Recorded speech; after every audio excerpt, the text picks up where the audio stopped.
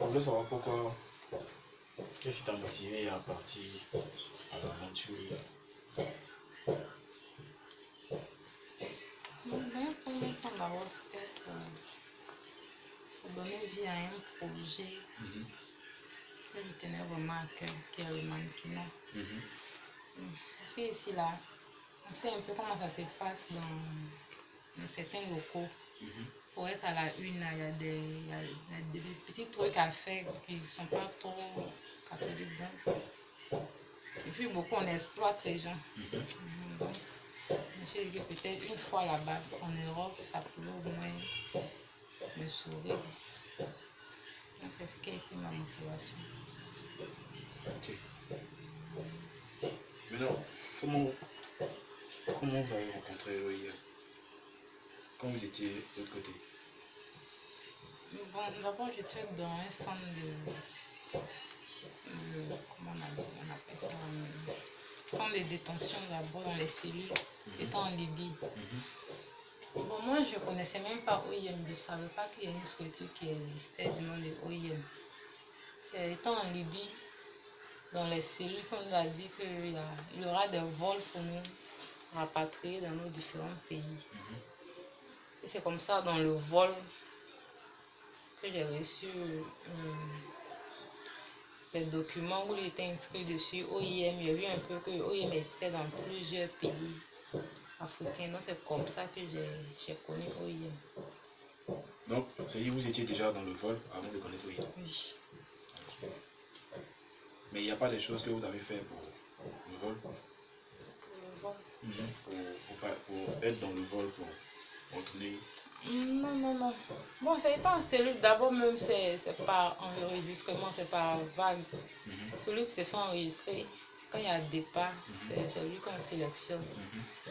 Pour le moment, ma venue en Côte d'Ivoire, là, ça a été une grâce. Parce que je ne me suis pas fait enregistrer, j'ai pas eu de laisser passer. Il y avait certaines femmes dans la cellule qui avaient déjà mis les empreintes, se sont fait enregistrer, mais au dernier moment, ils ont refusé de rentrer au pays. Et c'est comme ça que j'ai eu la chance d'avoir un laissez-passer qui portait déjà le nom de quelqu'un. Et c'est à l'aéroport qu'on a fait les rectifications. Ok.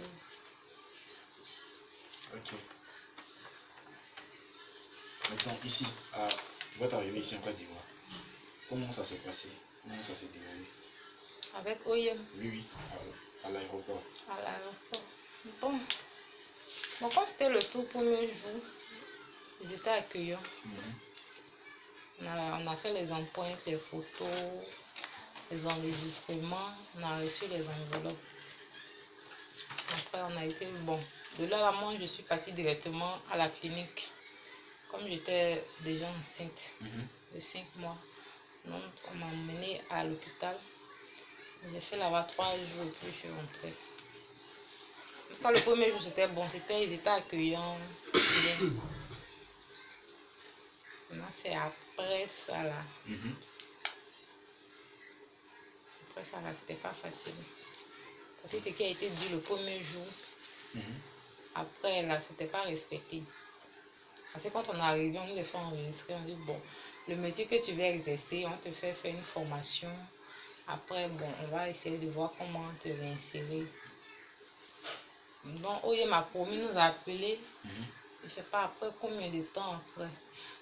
Donc, souvent, il y avait des réunions, des rencontres de formation. Donc, comme moi j'étais enceinte là, je n'ai jamais été informée. Mais j'avais les échos grâce à certains amis qui sont aussi migrants.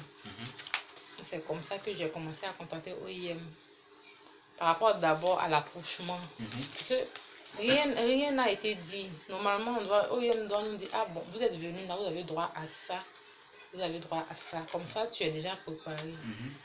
Mais pour l'accouchement, moi, j'ai dû les appeler pour avoir les infos. C'est comme ça qu'ils m'ont dit qu'eux vont se charger de l'accouchement du trousseau.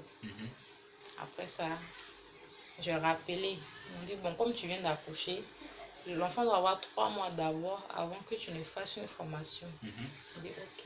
Après 3 mois, chaque jour, j'appelais. Souvent, même, je me déplaçais même de Yopougon. Je descends au pont Vallon, je marche jusqu'au siège. Quand je pars, me dit non, tu n'as pas rendez-vous aujourd'hui, il faut te faire enregistrer, on va t'appeler. Bon. Donc de décembre 2018, 15 décembre 2018 jusqu'au 4 avril 2019, c'est là que mon projet a été financé. C'est-à-dire 1 an, quelques mois après. Et par rapport à ça, comment vous vous êtes senti?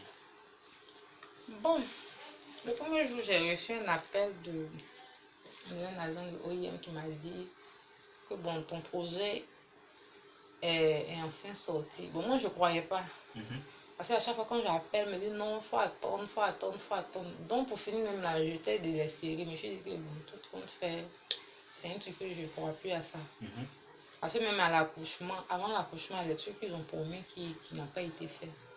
Donc, je ne m'attendais plus au financement de projet que OIM m'avait promis.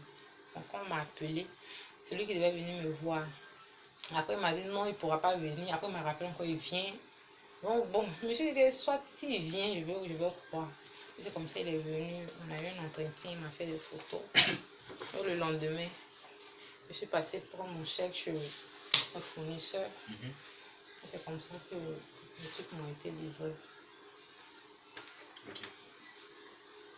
Mais est-ce qu'il y avait des choses à faire que l'OIM demandait pour participer à la formation? Non, non. Bon, puisque moi, j'ai pas eu à faire de formation avec OIM. Parce que il y a Aliment qui insistait que je fasse une formation. Je lui ai dit déjà que ce métier-là, moi, je maîtrise. Puis c'est ce que je faisais avant de quitter le pays. Donc, aller encore faire une formation, là, ça va me faire perdre le temps. Donc, je préfère directement commencer l'activité. Sinon, je n'ai pas eu d'activité, de formation à faire avec OIM. C'est plus un financement dont vous avez bénéficié. Oui. Comment selon vous, l'OIM, qu'est-ce que c'est? Bon, d'après ce que je sais, l'OIM c'est une structure bon, pour aider les migrants, pas forcément ceux qui passent par la Méditerranée, mais tous les migrants. OIM les apporte de l'aide. Ceux qui n'ont pas peut-être les moyens de retourner dans leur pays. Souvent, il y a d'autres migrants qui sont là-bas. Bon, les conditions sont difficiles. Peut-être pour payer le billet pour retourner, ou bien si tu es là-bas, tu n'arrives pas à payer ton loyer, tu n'arrives pas à avoir le boulot, que tu hésites, tu sais que OIM hésite, tu vas vers eux, puis ils peuvent t'aider pour que tu puisses rentrer chez toi. Donc, c'est comme OIM un soutien pour les migrants. Ok. Donc, quels sont les partenaires de l'OIM que vous connaissez dans cette émission-là, plus principalement? Bon, les partenaires là, j'ai vu seulement le logo de l'Union européenne sur ma carte. À part ça, là, je ne sais pas d'autre chose. Donc, il y a une carte que tous ceux qui sont revenus. Tous les migrants. C'est un code pour avoir accès à OIM. Ok, mais comment on fait pour avoir cette carte-là? Donc, quand tu es déjà enregistré par OIM et que tu as eu accès à un vol grâce à OIM que tu rentres chez toi, on t'enregistre. C'est-à-dire, on te fait faire les photos, tu fais les empreintes, on te prend la taille, le poids. C'est à l'aide de ça qu'on te fait une carte comme étant un membre. Bon, pas un membre de l'OIM, mais pour signifier que tu es venu grâce à OIM dans ton pays. Ok. Maintenant, c'est à quel moment on donne la carte? Bon, moi, j'ai reçu la carte le même jour. Ok. Maintenant, en quoi consiste l'intégration de l'OIM, des migrants, de l'OIM, selon l'OIM? Et comment ils font pour intégrer? Bon, pour l'intégration, il n'y a pas trop de conditions. Vous savez ce qu'ils font, hein? Pas les conditions. Mais tu peux me parler des conditions avant de parler de ce qu'ils font. Bon, mais concernant, il n'y a pas trop de conditions. Mais sauf que le service, si je peux appeler ça comme ça, le service est un peu lent. C'est très lent. Il faut vraiment avoir la patience. Parce que quand je prends mon cas, 1 an, quelques mois après, puis j'ai eu mon financement, le service est très lent. Il faut beaucoup la patience, et puis persévérer, et surtout avoir la foi parce que c'est pas facile. Mais donc, qu'est-ce qu'ils font pour intégrer les migrants? Bon, dans le début, on te demandait qu'est-ce que tu as comme connaissance dans une activité. Bon, moi, j'ai eu la chance, on m'a demandé ce que je voulais faire. Moi, j'ai directement dit que bon, je fais la coiffure esthétique. Donc, c'est selon ta formation, mais selon ta connaissance, qu'on te met dans une formation, ou bien on te met dans un lot pour former un groupe.